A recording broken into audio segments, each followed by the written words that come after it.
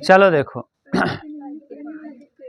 हम लोग पढ़ रहे थे, 3 रस को पढ़ लिया था, 4 रस को, शायद श्रृंगार रस। उसके बाद श्रृंगार रस को 2 भाग में बांटा था, संयोग श्रृंगार और वियोग श्रृंगार। श्रृंगार रस के देवता कौन थे? विष्णु थे न। श्रृंगार रस का वर्ण कौन सा? तो किस श्रृंगार रस का रंग क्या था? श्याम वर्ण। रंग का नाम श्याम वर्ण। इसके भेद 2 थे, संयोग श्रृंगार और वियोग श्रृंगार। ठीक, इसको पढ़ लिया। उसके बाद आप लोगों ने श्रृंगार के बाद करुण पढ़ा था या क्या पढ़ा था? वीर पढ़ा था क्या? वीर रस। वीर रस के जो देवता थे, वीर रस का स्थायी भाव उत्साह न। वीर रस के देवता का नाम महेंद्र। वीर रस के देवता का नाम महेंद्र। और हाँ, आपके पिताजी का नाम है, इसीलिए याद भी किए हो। वीर रस के देवता का नाम महेंद्र। और वीर रस का रंग जो होता है कौर वर्ण। कौन सा वर्ण? कौर। वीर रस में अस्थाई भाव होता है, वीर रस का स्थायी भाव उत्साह होता है। उसके बाद तीसरा पढ़ा था आप लोगों ने शायद करुण रस। करुण रस का स्थायी भाव शोक। करुण रस का स्थायी भाव शोक। करुण रस के देवता यम। करुण रस के देवता यम। और करुण रस के रंग का नाम कपोत वर्ण। करुण रस के देवता कपोत वर्ण, रंग का नाम कपोत वर्ण। ठीक, अब अगला देखिए, हास्य रस। कौन सा रस? हास्य। हास्य रस। हास्य रस शायद कक्षा 10वीं में यही है क्या ना? हाँ, करुण भी है और हास्य भी है। इसको आप ऐसे लिखोगे ना, ज्यादा बढ़िया नंबर मिलेगा। लिखने को आता है कि टिक करने को? गड़बड़ हो गया मामला। तो आपके यहाँ क्या देगा जानते हो? हास्य रस का स्थायी भाव क्या होगा? अस्थाई भाव।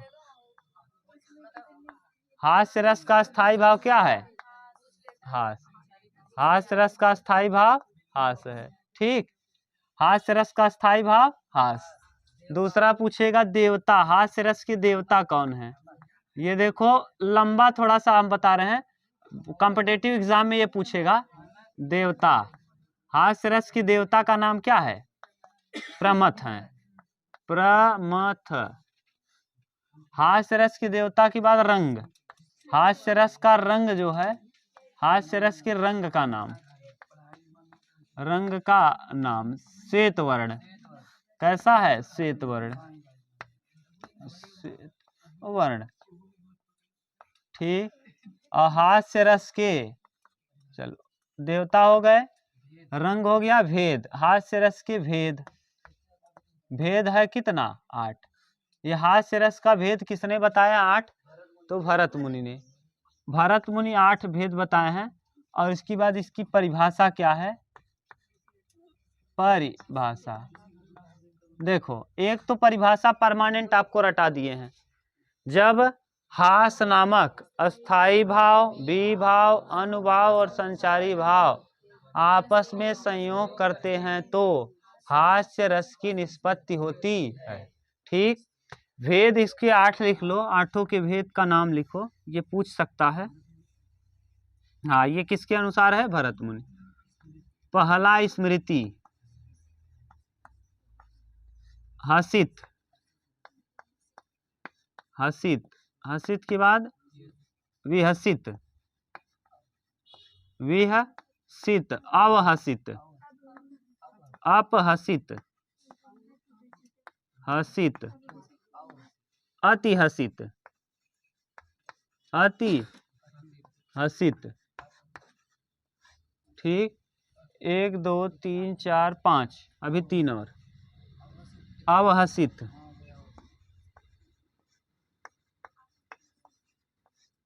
अवहसित, अतमस्त, अतमस्त, रुक जाओ, अतमस्त ऐसे रहेगा। अतमस्त, अतमस्त, परमस्त, आत्मस्थ न, आत्मस्थ, परमस्त। और एक सात हो गया। 1 2 3 4 5 6 7 8, ये 8 हो गया। इसका परिभाषा देखो, किसी घटना को देखकर मन में जो हंसी का भाव उत्पन्न होता है उसी को क्या कहते हो? न किसी घटना को देखकर, एक तो तरीका ये है जो कोई नहीं लिखेगा, किसी घटना को देखकर या सुनकर, किसी घटना को देखकर या सुनकर, देखकर या सुनकर, सुनकर मन में जिस हंसी का भाव, मन में जो हंसी का भाव उत्पन्न हो, हंसी का भाव उत्पन्न हो, उसी को हम क्या कहते हैं? हास्य रस। उत्पन्न हो उसी को हम हास्य रस कहते हैं। एक तो ये है, और एक परमानेंट रटा रटाया, बोल लोगे उसको क्या? हाँ, जब हास्य नामक स्थायी भाव, विभाव, अनुभाव, संचारी भाव आपस में संयोग करता है तो हास्य रस की निष्पत्ति। एग्जाम्पल इसका 3 लिख लो। विंध्य के वासी, विंध्य के वासी, ये खूब पूछता है इसीलिए लिखा दिए। विंध्य के वासी, उदासी, विंध्य के वासी उदासी, तपोव्रत, तपोव्रत, तपोव्रत नारी दुखारे, नारी दुखारे। एक बार इसका देख लेना, मिलाना, शायद ये सही लिखे हैं। विंध्य के वासी उदासी, तपोव्रत वासी,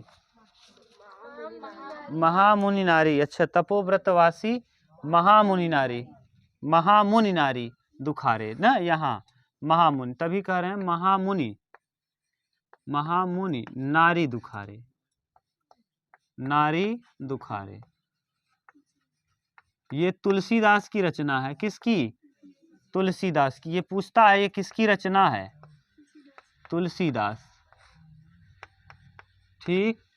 एक ये, एक आप शायद खूब रटे होंगे, शीश पर गंगा हसे, भुजनी भुजंगा हसे, हास हो ही को दंगा भयो नंगा के विवाह में न। जब आपको शायद पढ़ा रहे होंगे अनुभाव, तो वहां बताए होंगे आहार्य अनुभाव, जहां वेशभूषा की बात की जाएगी न, तो एक वो वाला लिख सकते हो, शीश पर गंगा हसे, भुजनी भुजंगा हसे, हास ही को दंगा भयो नंगा के विवाह में। ठीक, ये है न, थोड़ा सा स्टाइल में बोलोगे तो अच्छा लगेगा। शीश पर गंगा हसे, भुजनी भुजंगा हसे न, हास ही को दंगा भयो नंगा के विवाह में। ठीक, ये है। अब ये तो हो गया। एक और लिख सकते हो, बुरे समय को देखकर गंजा तू क्यों रोए।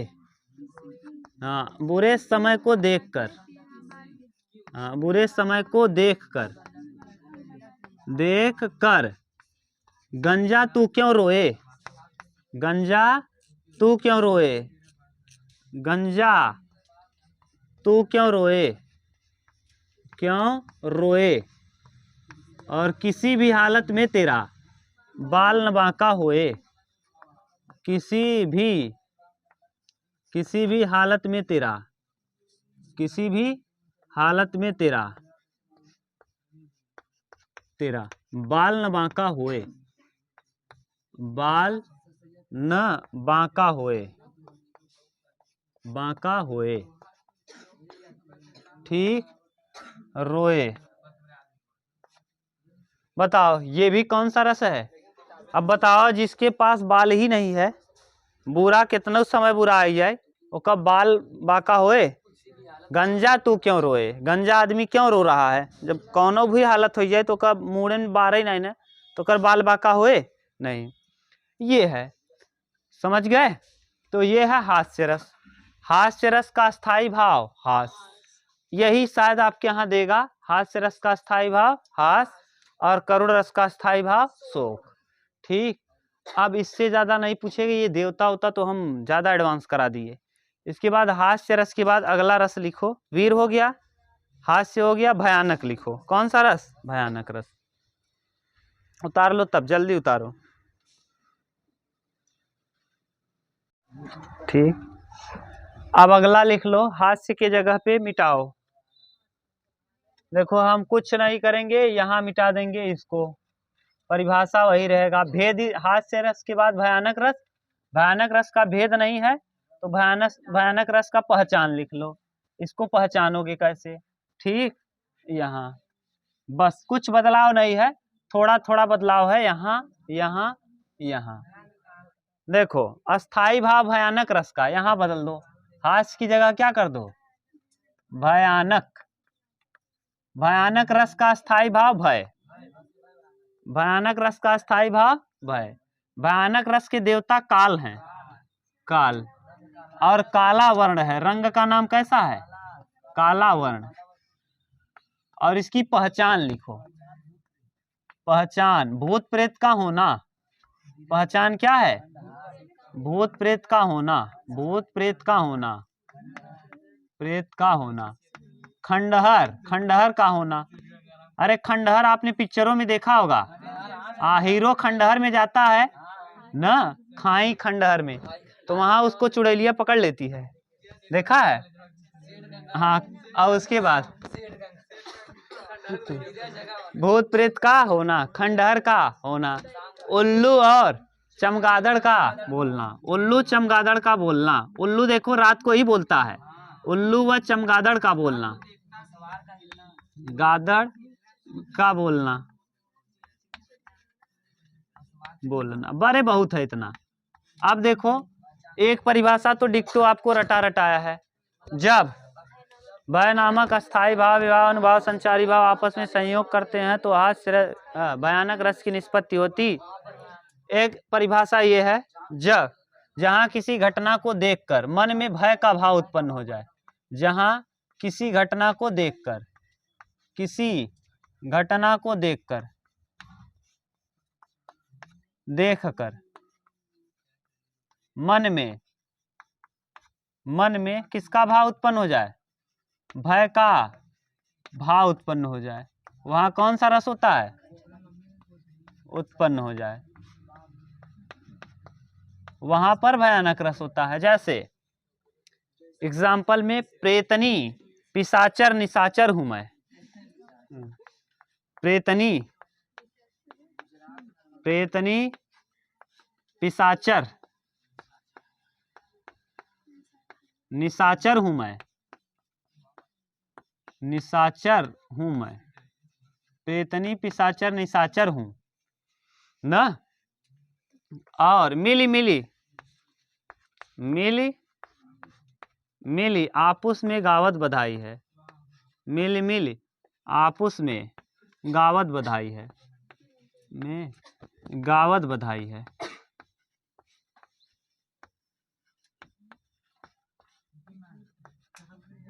ठीक, ये है आलम, किसकी लाइन है, सॉरी भूषण की, हाँ भूषण की है, पंक्ति है भूषण की। ठीक, याद करके रखना। इसमें देखो दिख रहा है, आप सोचो भूत प्रेत हो और क्या ले करके, अपना ले करके तसला फसला ले करके और खूब उछड़ गा रहे हो, वहां जाओगे तो आप क्या हो जाओगे, डर जाओगे, और सब धुआं उआ उड़ रहा है वहां। प्रेतनी पिशाचर निशाचर हूं मैं, यानी रात को ये कर रहे हैं, निशाचर माने रात को चलने वाले ना, राक्षस, तो रात को चलने वाले राक्षस, और क्या कर रहे हैं, नाच गा रहे हैं, और वहां आप पहुंच जाओगे तो क्या हो जाओगे, भय से डर जाओगे। तो कौन सा रस है, भयानक रस, भयानक रस, कौन सा रस, भयानक। अगला लिखो, भयानक रस के बाद कौन सा रस, शांत रस लिखो। ठीक, भयानक के बाद अब कौन सा रस लिख लो, रौद्र रस, रौद्र, रौद्र रस,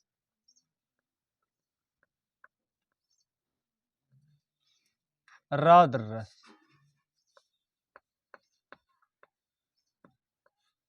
रौद्र रस। ठीक, रौद्र रस। अब रौद्र रस में, यहाँ रौद्र रस का स्थायी भाव होता है क्या, क्रोध, रौद्र रस का स्थायी भाव क्रोध। देवता इसके रुद्र हैं, इसके देवता कौन है, रुद्र, रौद्र रस के देवता रुद्र।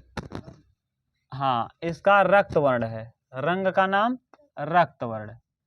ठीक, इसकी पहचान क्या है, तो इसकी पहचान ये है, जैसे आप कभी गुस्सा होंगे तो आप क्या हो जाएगा, आपकी आंखें लाल पीली हो जाएंगी, आप दांत को पीसेंगे ना, ये है दांत पीसना, क्या, दांत पीसना, दांत पीसना। आंखें लाल होना, चेहरे का तिल मिलाना, आंखें लाल पीली करना, आंखें लाल पीली लाल होना, चेहरे का तिल मिलाना, चेहरे का तिल मिलाना, तिल मिलाना, चेहरे का तिल मिलाना। ठीक, ये सब किसके अंतर्गत आ जाएगा? रौद्र रस। रौद्र रस का स्थायी भाव क्रोध, रौद्र रस का स्थायी भाव क्रोध है। ठीक, अब इसमें देखिए इसका परिभाषा एक तो रटा रटाया है। जब क्या क्रोध नामक अस्थाई भाव, विभाव, अनुभाव, संचारी भाव आपस में संयोग करें तो हाँ रौद्र रस की निष्पत्ति होती है। एक तो वो है। यहाँ ये अगला परिभाषा लिख लो, जहाँ किसी घटना को पढ़ने सुनने या जहाँ किसी घटना को देखने सुनने व पढ़ने के बाद, किसी घटना को देखने व सुनने के बाद, घटना को देखने व सुनने के बाद, देखने या सुनने के बाद, सुनने के बाद मन में किसका भाव उत्पन्न हो जाए? क्रोध का भाव उत्पन्न हो जाए, क्रोध का भाव उत्पन्न हो जाए, उसे हम क्या कहते हैं? उत्पन्न हो जाए, उसे हम रौद्र रस कहते हैं। हो जाए उसे रौद्र रस कहते हैं। एग्जाम्पल,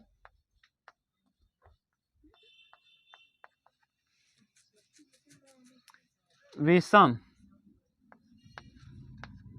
विषम, ये विषम नहीं होगा, दूसरा विषम रहेगा। विषम दूसरे तरीके से लिखेंगे ना। विषम, हाँ विषम भयानक पुकारी हो रन, विषम, भीषम, विषम भयानक पुकारी हो रन, भयानक पुकारी हो, हाँ रन, रन, रन माने युद्ध का मैदान और पुकारा ही माने बुला रहे हैं। अगर आपको कोई ताल ठोक ठोक करके बुला रहा है, आ जाओ लड़ लो तो देखें, आओ आ जाओ लड़ो तो देखें, तो यही है क्या?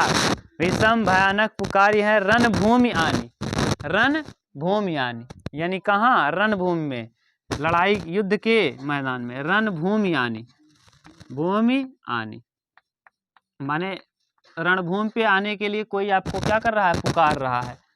और छाई,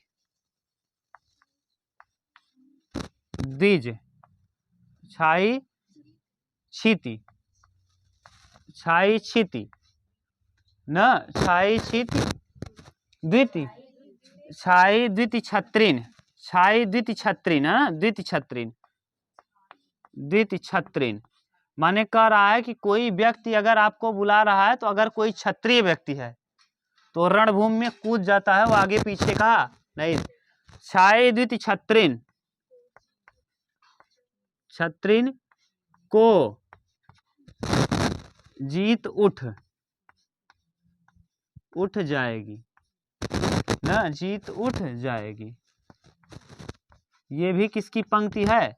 ये भी रत्नाकर की। किसकी? रत्नाकर। पंक्ति लिख लेना, रत्नाकर की है। ये पंक्ति किसकी है? रत्नाकर की। ठीक, विषम भयानक पुकारी है और रणभूमि आनी। अगर कोई क्षत्रिय व्यक्ति है और उसे कोई बार बार पुकार रहा है, तो क्षत्रिय की मौत होगी चलेगा, लेकिन क्षत्रिय युद्ध में जरूर जाएगा। तो छाई द्विति छत्रिन को जीत उठ जाएगी। तो अगर क्षत्रिय रणभूमि में आया तो जीत कर ही कहता है कि मैं पहले युद्ध आरंभ नहीं करता, और अगर युद्ध आरंभ हुआ तो जीत तो मेरी ही होगी। समझ गए? ये है। अगला रौद्र रस के बाद लिखो अगला रस, लिखो अद्भुत या विभत्स लिख लो। विभत्स रस। कौन सा रस? विभत्स रस। लिखो विभत्स रस। विभत्स रस का स्थायी भाव है जुगुप्सा। क्या है? जुगुप्सा। पढ़ा दिए हैं। विभत्स रस का स्थायी भाव जुगुप्सा। जुगुप्सा माने घिनौनापन, जुगुप्सा माने घिनौना। विभत्स रस का स्थायी भाव जुगुप्सा। यहाँ हम लिख रहे हैं विभत्स रस। ठीक, इधर लिख लो विभत्स रस। विभत्स रस का स्थायी भाव जुगुप्सा। लिखो विभत्स रस का स्थायी भाव क्या? जुगुप्सा। लिखो विभत्स रस का स्थायी भाव जुगुप्सा।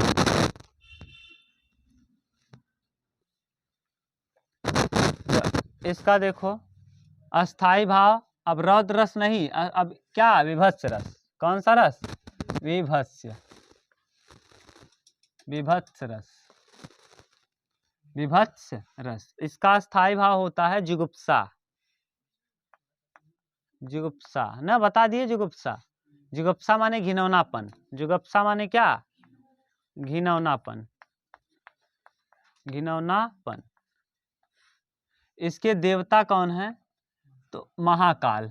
इसके देवता कौन है? महाकाल। इसका रंग है नीलवर्ण। कैसा रंग है?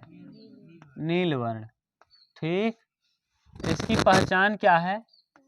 मांस का सड़ना और दुर्गंधपूर्ण वातावरण का होना। मांस का सड़ना, मांस का सड़ना और दुर्गंधपूर्ण वातावरण का होना।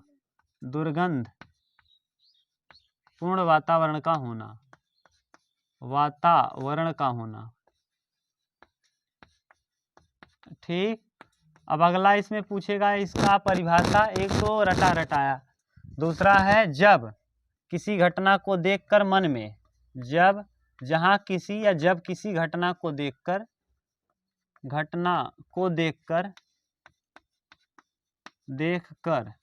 मन में घिनौनापन का भाव उत्पन्न हो। मन में घिनौनेपन का भाव उत्पन्न हो। घिनौनेपन का भाव उत्पन्न हो। भाव उत्पन्न हो,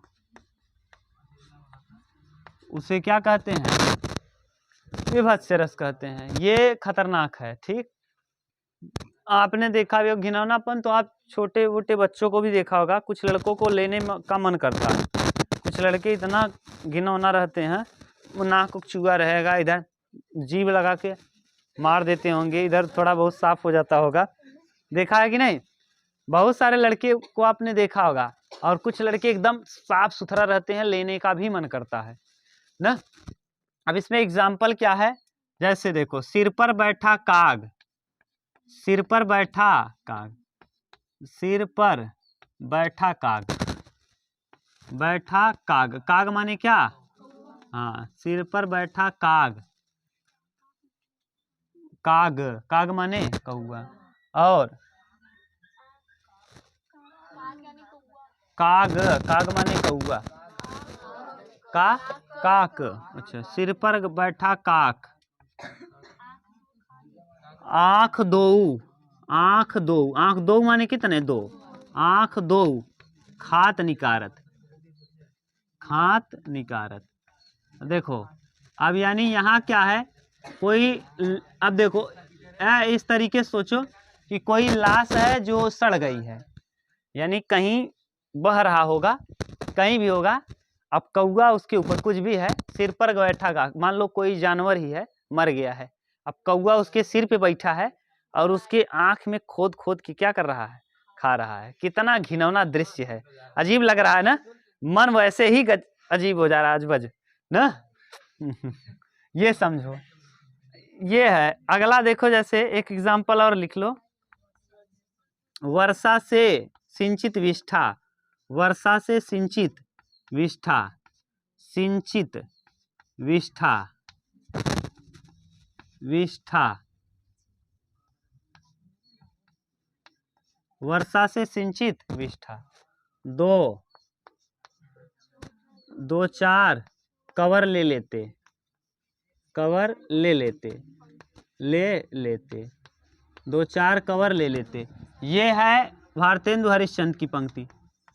भारतेंदु हरिश्चंद्र की पंक्ति। भारतेंदु हरिश्चंद्र।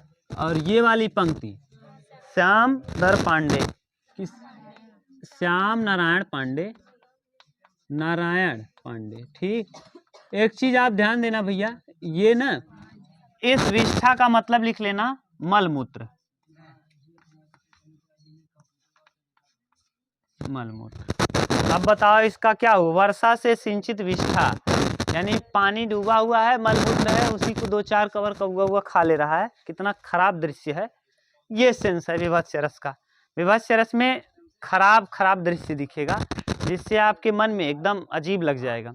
खाना वाना खाते रहेंगे तो खाना वाना खाना बंद करके उल्टी करना चालू कर देंगे। ठीक, ये है सेंस। चलो लिख लो। ठीक, उतार लो, जल्दी करो। अद्भुत रस कौन सा? इसके बाद अद्भुत रस। अद्भुत रस का स्थायी भाव होता है विस्मया आश्चर्य। विस्मया आश्चर्य, विस्मया आश्चर्य। तो यहाँ स्थायी भाव विस्मया आश्चर्य होता है। देखो, ये सब मिटा दें। अब लिखो, अद्भुत रस का स्थायी भाव होता है विस्मय। इसके देवता होते हैं ब्रह्मा। ब्रह्मा। इसका रंग पीत वर्ण होता है। कैसा? पीत वर्ण। ठीक, पहचान क्या है? मन में भौचक्कापन होना, मन में भौचक्केपन का होना, पन का होना। अचानक आप भौचक्कापन हो जाए ना। देखो,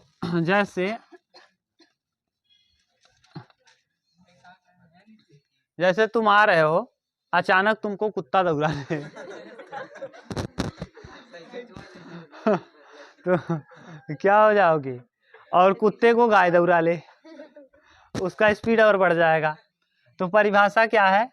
जहां किसी घटना को देखकर, हाँ, जहां किसी घटना को देखकर मन में आश्चर्य का भाव प्रकट हो। जहां किसी घटना को देखकर, घटना को देखकर मन में किसका भाव उत्पन्न हो जाए? आश्चर्य का भाव प्रकट हो जाए। भाव प्रकट हो जाए, वहां कौन सा होता है? अद्भुत रस होता है। ठीक, अद्भुत रस को रसों का सम्राट माना है। रसों का सम्राट, अद्भुत रस को रसों का सम्राट न कबीरदास ने कहा। किसने? कबीरदास ने अद्भुत रस को रसों का सम्राट कहा। पूछेगा, किसने अद्भुत रस को रसों का सम्राट कहा? कबीरदास ने, संत कबीरदास ने। ठीक, कबीरदास ने। इसमें लिखो एग्जाम्पल।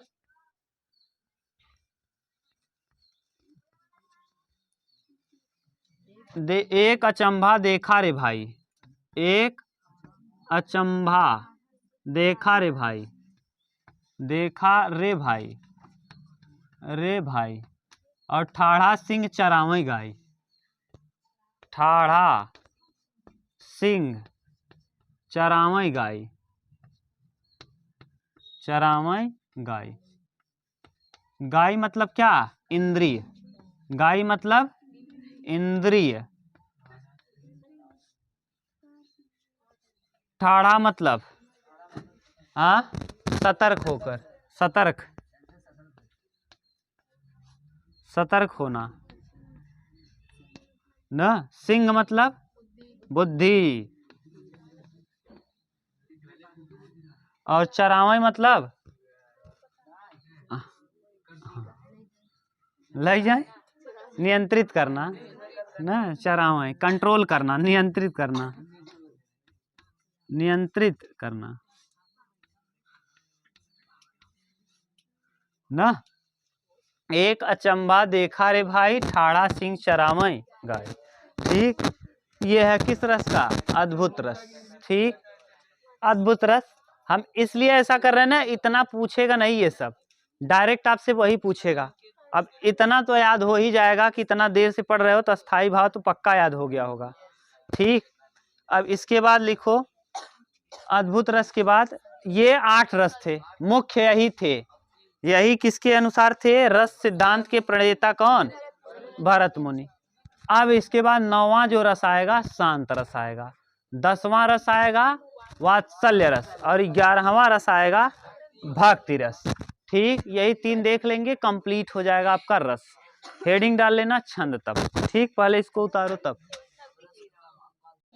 चलो अब जो तीनों और रस हैं वो उतना इम्पोर्टेंट नहीं है, हम लिख दे रहे हैं। देखो एक बार ऐसे लिखने को लिख दे रहे हैं। 3 रस और बच गया, 8 रस ये हो गया। 9वां रस का नाम है शांत रस। 9वां रस कौन सा रस है? शांत रस। अगला लिखो 10वां रस। 10वां रस, 10वें रस का नाम लिखो वात्सल्य रस। वात्सल्य। और 11वां रस लिख लो। 11वां रस वात्सल्य के बाद भक्ति रस। कौन सा? भक्ति रस। यहाँ जो प्रश्न पूछेगा केवल हम वही लिख रहे हैं। पूछेगा नवरस किसे कहा जाता है? शांत रस को। 8 रस में जब 9वां जुड़ा तो इसे नवरस कहा जाएगा।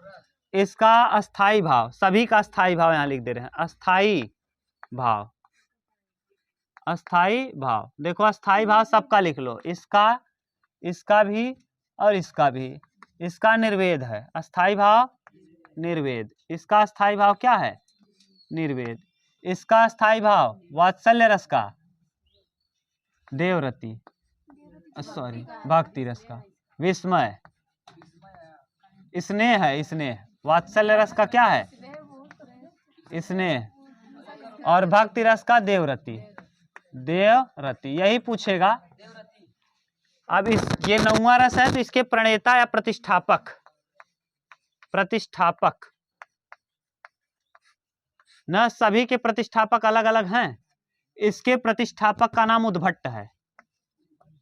उद्भट्ट जी, उद्भट्ट जी। ठीक, इसके विश्वनाथ हैं। इसके कौन है? विश्वनाथ जी। और इसके हैं रूप गोस्वामी, रूप गोस्वामी। ठीक, इसमें क्या होगा? शांत रस, जहां किसी घटना को देख करके मन में शांत वाला भावना बना रहे तो उसे कहते हैं शांत रस। जहां किसी घटना को देख करके मन में प्रेम का भाव या स्नेह का भाव प्रकट हो जाए वहां वात्सल्य रस, या भक्ति, भक्ति की भावना आ जाए तो वहां वात्सल्य रस। और भक्ति रस में जहां किसी घटना को देखकर भगवान के प्रति प्रेम की भावना जग उठे वहां भक्ति रस होता है। ठीक, ये इतना ही पूछेगा और इसके विषय में ज्यादा जानोगे तो जरूरत नहीं है। ठीक, अगला हेडिंग अब डाल लीजिए हम लोग। हाँ, अगले टर्म पे करेंगे छंद। छंद। ठीक, उतार लो ये। हाँ, इसको शांत रस को महाकाव्य, जितने भी महाकाव्य लिखे जाते हैं तो महाकाव्यों का मूल रस होता है शांत रस। ये लिखना चाहो तो लिख सकते हो। महाकाव्य का मूल रस क्या होता है? शांत। मूल रस शांत होता है। महाकाव्य का मूल रस शांत। क्यों देखो ऐसा होता है? याद करो जब महाकाव्य आपको पढ़ाए थे तो बताए थे कि महाकाव्य लिखने के लिए ये नहीं है कि कविता आया और तुरंत का तुरंत आपके दिमाग में फूटा, तुरंत लिख दिए। मैं गया, मैं था गया वहाँ, वहाँ सब कुछ था नया। मैं गया नया, जोड़ दो। मैं था वहाँ गया, वहाँ सब कुछ था नया। हो गया। उसने चाय पिया, मैंने खाना लिया। हो गया, बन गया। घुमा फिरा के बोलो, थोड़ा तोड़ फोड़ दो, लय को भंग कर दो, पंक्ति कविता बन गई ना। लय का भंग ही कविता कहलाता। तो वो, और महाकाव्य में थोड़ा सा देखो, किसी भी महाकाव्य को लिखने के लिए नायक को कुछ टाइम तक रुकना पड़ेगा। जो लिखने वाला राइटर है उसको टाइम लगेगा। तो इसीलिए ये शांत महाकाव्य लिखने के लिए किसकी जरूरत पड़ेगी?